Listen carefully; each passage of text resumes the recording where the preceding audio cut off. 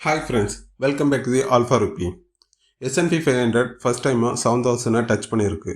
ஆனால் நம்ம மார்க்கெட்டில் சைலண்ட்டாக ஒரு ட்விஸ்ட். க்ரூட் ஆயிலும் கோல்டும் பற்றிட்டு எரியுது. இது கேப் டவுன் ட்ராப்பா இல்லை பட்ஜெட்டுக்கு முன்னாடி வர பிக் ஆப்பர்ச்சுனிட்டியா? லாஜிக்காக பிரேக் டவுன் பண்ணலாம். இந்த வீடியோவை ஸ்கிப் பண்ணாமல் எண்டு வரைக்கும் பாருங்கள். நிஃப்டி இப்போ 200 டெய்லி மூவிங் ஆவரேஜ் மேலே டைட் ரோப் ஒர்க் பண்ணுது. குளோபலாக S&P 500 ஃபஸ்ட் டைமாக 7000 டச் பண்ணாலும் நம்ம ஊரில் ப்ரீ பட்ஜெட் ஜிட்டர்ஸ் இருக்குது. FIS 15 நாள் கழித்து பை பண்ண ஆரம்பிச்சிருக்காங்க. பிக்ஸ் 13.6 இருக்குது. அது காம் பிஃபோர் ஸ்டார்ம் சிக்னல். பட்ஜெட்டுக்குள்ளே ஒரு சடன் பிரேக் அவுட் ஒரு பிரேக் டவுன் வரலாம். கிஃப்ட் நிஃப்டி -19 பாயிண்ட்ஸில் இருக்குது. So tomorrow morning market open ஆகும்போது எமோஷனல் ஆகாமல் லாஜிக்கை மட்டும் ஃபோக்கஸ் பண்ணுங்கள்.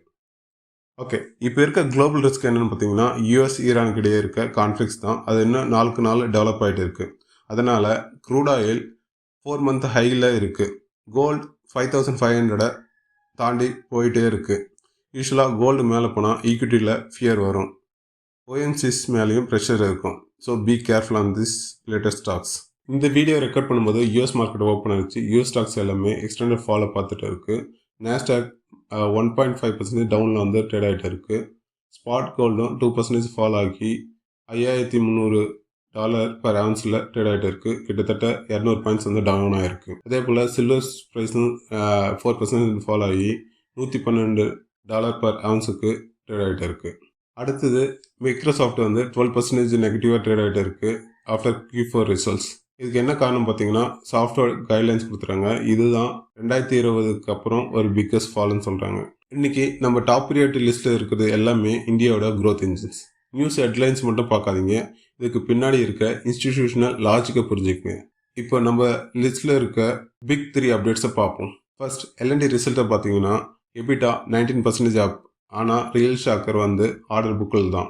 1.3 ட்ரில்லியன் நியூ ஆர்டர்ஸ் ஜஸ்ட் 3 மந்த்ஸில் வந்திருக்கு. இப்போ மொத்த ஆர்டர் புக்குமே 7.3 லட்சம் கோடியை தாண்டிடுச்சு. இது எப்படி தெரியுமா? ஒரு கிரிக்கெட்டுக்கு அடுத்த 5 வருஷத்துக்கான ஃபீ போனஸ் எல்லாமே கிடைக்கிற மாதிரி. L&Tயோடைய எக்ஸிகியூஷன் ஸ்பீடு புல்லட் ட்ரெயின் ரேஞ்சில் இருக்குது.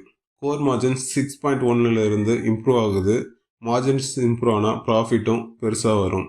இன்ஃப்ராஸ்ட்ரக்சர் தீமில் ஒரு கன்விஷன் ஸ்டாக்னா அது இதுதான். டிப்பில் அக்குமுலேட் பண்ணது லாங் டேர்முக்கு வெல்த்தை கிரியேட் பண்ணும். நெக்ஸ்ட்டு டாடா மோட்டார்ஸ் CV டிவிஷனில் இப்போ வந்து நெட் கேஷ் பாசிட்டிவ் ஆகிடுச்சு. 6100 கோடி கேஷ் எக்ஸ்ட்ராவாக இருக்குது. இது எப்படின்னா ஒரு பெரிய வீட்டு லோனை வந்து அடைச்சிட்டு அதுக்கு அப்புறம் பேங்க் பேலன்ஸ் வச்சுருக்க மாதிரி. அதுதான் டாடா மோட்டார்ஸ் பண்ணியிருக்காங்க. டெப்ட் இல்லாத கம்பெனிக்கு எப்போவுமே மார்க்கெட்டில் ஒரு ப்ரீமியம் வேல்யூவேஷன். CV சைக்கிள்ஸ் இப்போ தான் பிக்கப் ஆகுது. ஃப்ரைட் டிமாண்ட் ஹையாக இருக்குது. ஸோ டாடா மோட்டார்ஸ் இப்போது லீன் மீன் ப்ராஃபிட் மிஷினாக மாறிடுச்சு. டிஃபென்ஸ் ஸ்டாக்ஸில் இப்போது ஃபோமோ வேணாம், லாஜிக்கை பார்ப்போம். ஜெஃப்ரிஸ் பெல்லுக்கு 565 டார்கெட் கொடுத்துருக்காங்க. ஏன்னா ரெவன்யூ க்ரோத் 15% மேலே இருக்குது. அது மட்டும் இல்லாமல் ஆர்டர் பேக்லாக் 73,000 கோடியை தாண்டிடுச்சு. அடுத்தது GRSC ஷிப்பில்டிங்கோட கம்பெனி ஆர்டர் புக்கும் FY28க்குள்ளே 62,000 கோடியை ரீச் பண்ணணும்னு எஸ்டிமேட் பண்ணியிருக்காங்க.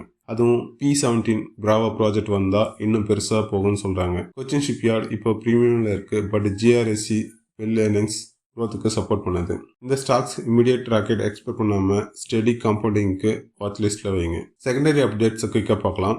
ஏர்டெல் இப்போது அடாப் கூட டைப் பண்ணி 1 இயர் ஃப்ரீ மெம்பர்ஷிப் கொடுக்குறாங்க. இது எதுக்குன்னு பார்த்தீங்கன்னா ஜியோ கூட கம்ப்ளீட் பண்ண இல்லை, ப்ரீமியம் யூஸரை ரிட்டைன் பண்ண. ARPU average revenue per user மேலே போக இது ஹெல்ப் பண்ணணும்னு எக்ஸ்பெக்ட் பண்ணுறாங்க. அதேமாதிரி டேட்டா சென்டர்ஸ் IPOs சிஃபி யோதெல்லாம் ரஷ்அப் ஆகுது. இது மேலே ஒரு கண்ணை வைங்க. இந்த ஏரியாவில் டேட்டா தான் நியூ ஆயில். நாளைக்கு கேம் பிளானை பார்க்கலாம்.